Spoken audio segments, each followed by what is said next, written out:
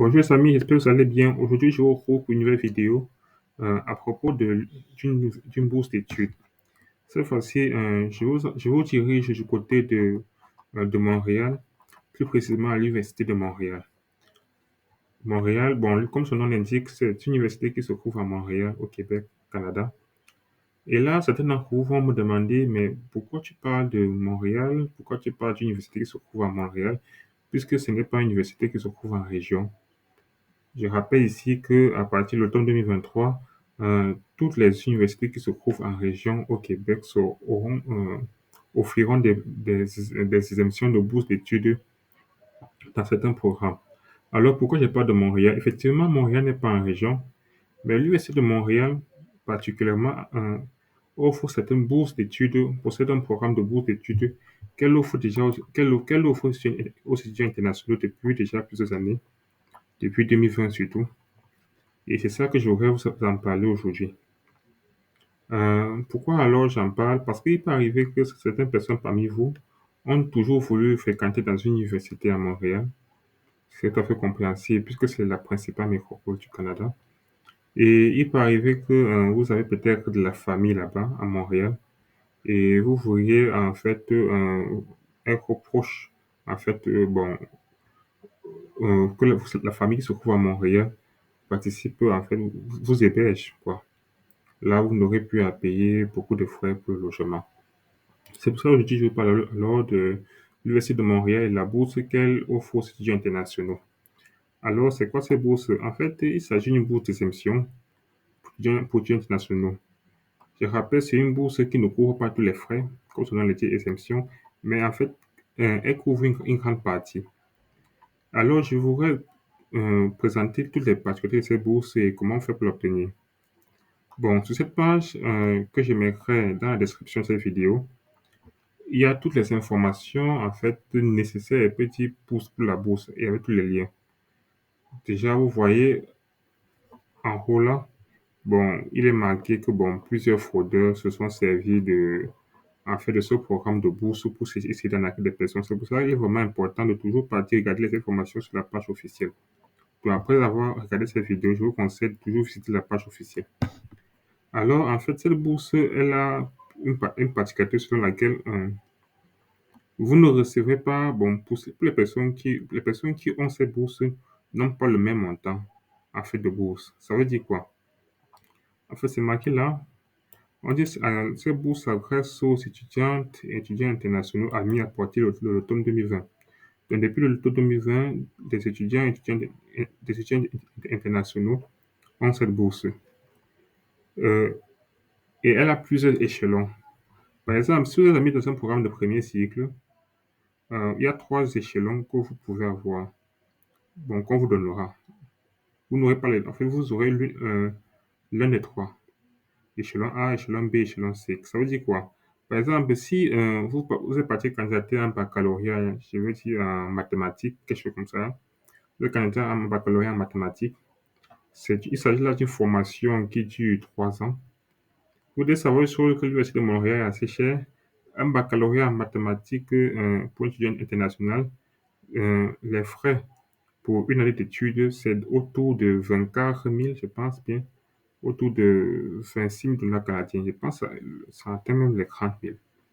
Alors, l'Université de Montréal dit qu'en fait, elle peut vous accorder une bourse de l'échelon A d'une valeur de 12 465 dollars canadiens par année, à savoir 6 232,80 par trimestre. Donc, en fait, par trimestre, on accordera dans votre compte dans l'université si vous êtes admis 6 232,8 dollars canadiens. Donc, en fait, sur les environs de 25 dollars canadiens que vous devez payer à l'université, en fait, on va vous retirer 12 000. Bon, en fait, ça va beaucoup aider ceux qui sont admis ou bien qui seront admis dans cette université. Maintenant, il peut arriver que vous habitez une bourse de l'échelon B, où, au- sur les 25 000, aux environs de 25 000 que vous devez payer, on vous retirera juste 5 940 dollars canadiens. Et vous pouvez aussi avoir une bourse de l'échelon C, on retire plutôt 2068,10. Donc, comme vous pouvez le constater, en fait, tout le monde En fait, tout le monde, je cherche le mot qui est exact.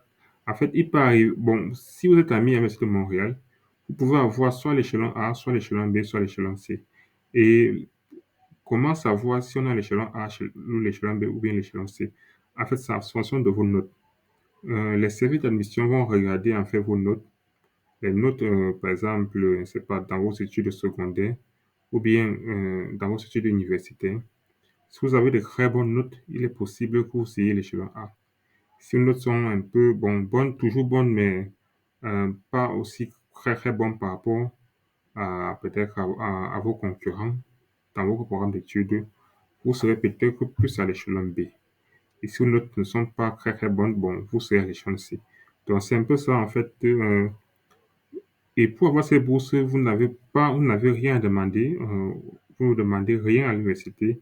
Automatiquement, une fois que vous êtes admis à l'Université de Montréal, on vous envoie, je pense, c'est au bout de 24 heures, donc maximum 48 heures, une lettre d'octroi de bourse. Et là, vous saurez si vous avez l'échelon A ou bien l'échelon B ou bien l'échelon C. Donc, c'est une information que je voulais vous fournir. Maintenant, pour les programmes de deuxième cycle, en fait, si vous êtes admis dans un programme de deuxième cycle, il n'y a qu'une seule bourse et elle est automatiquement offerte, c'est-à-dire et le montant est fixé. Donc, vous comprenez alors que, bon, ce qui fait le deuxième cycle, c'est vraiment très sélectif et automatiquement est fait. Maintenant, pour le troisième cycle, le doctorat, je pense qu'on en a parlé une fois dans la chaîne que généralement les programmes de doctorat au Québec sont la plupart du temps entièrement financés. Donc là, vous voyez, vous avez une bourse vraiment qui est de l'ordre de 21 038,13 $ canadiens par an. Donc, c'est l'information que je voulais vous fournir en fait dans cette vidéo. Maintenant, pour ceux qui ont vu ça, vous pouvez vous demander, bon, pour mon programme d'études particulièrement, quelle est la valeur quels sont les frais de mon programme et quel échelon, si c'est un programme de premier cycle, ou bien, en fait, quelle est la valeur de la bourse que je peux espérer pour pouvoir payer mes frais de scolarité. Bon, là, je vais vous montrer, en fait, la page où vous pouvez voir, en fait, les frais de scolarité de l'Université de Montréal. Bon, là maintenant, en fait, je suis sur la page qui présente tous les frais de scolarité de l'Université de Montréal. D'accord? Et bon, en fait, cette page est assez bien structurée. Vous avez là, par exemple, les frais pour un étudiant québécois, non résident du Québec, mais résident permanent. Et là, maintenant, ce qui vous intéresse, étudiant international de premier cycle. Donc, je pense ce qui concerne la plupart des abonnés de cette chaîne. Alors, en fait, tout est marqué là. En fait, vous n'aurez juste qu'à visiter. Une fois que vous aurez parcouru l'ensemble des programmes de l'Université de Montréal, vous venez sur cette page que je mettrai en lien. Elle est assez longue, je ne peux pas marquer cela ici, je mettrai cela en lien dans la description de la vidéo. Cette page. Donc, là, vous voyez par crédit, en fait, on met par crédit, on met les différents frais. Le total est là. Donc, et je rappelle ici que, en fait, par crédit, donc c'est pour un crédit. Et un programme, par exemple, un trimestre en général, pour un baccalauréat, un trimestre, c'est 15 crédits. Un trimestre, c'est 15 crédits, une année, c'est 30 crédits. Puis 30 crédits, je pense bien pour un baccalauréat. Premier cycle, tout est marqué, 30 crédits. Et pour un programme de deuxième cycle, bon, en fait, la première année sera 30 crédits, mais la deuxième année sera 15 crédits. Donc, vous avez 45 crédits, mais vous payez 30 crédits environ la première année et 15 crédits la deuxième année. Je pense bien. Bon, ça dépend. Il y a certaines maîtrises. Là, sur le programme de deuxième cycle, certaines maîtrises où on paye plutôt 12 crédits la première année et la deuxième année, on paye le reste. Donc, il faudra bien regarder en fait, la description de votre programme. De toute façon, lorsque vous avez mis généralement un programme, dans quel que soit l'université du Québec où vous êtes admis, lorsque vous avez mis un programme, on vous envoie en général le plan de formation. Là, vous saurez exactement en fait combien de crédits on fait telle année, telle année, telle année. Mais là, je vous donne une idée un peu de comment ça se passe. De toute façon, l'année, vous ne payez pas plus de 30 crédits. C'est 30 crédits par année. Donc, en fait, c'est là où vous pouvez voir tous les frais. Le total est mis là pour étudiants internationaux. Vous pouvez juste faire le calcul. Vous faites le calcul et vous connaîtrez maintenant, en fait, la bourse que vous pouvez espérer. En fait, que vous recherchez pour couvrir une grande partie de vos frais de scolarité pour ceux qui veulent euh, suivre une formation à l'Université de Montréal. Et c'est peu compréhensible puisque c'est une université quand même assez, je dirais, assez célèbre.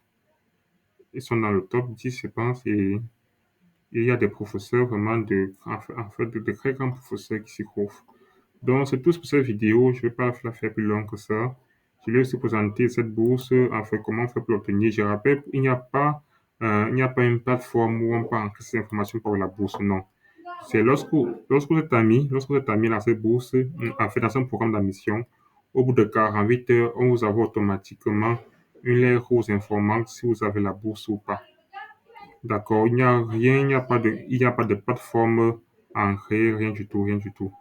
Donc, je vous suggère de faire très attention à toutes les personnes qui vous demanderont en fait de partir entrer de certaines informations depuis une certaine somme d'argent pour qu'on vous aide à avoir la bourse.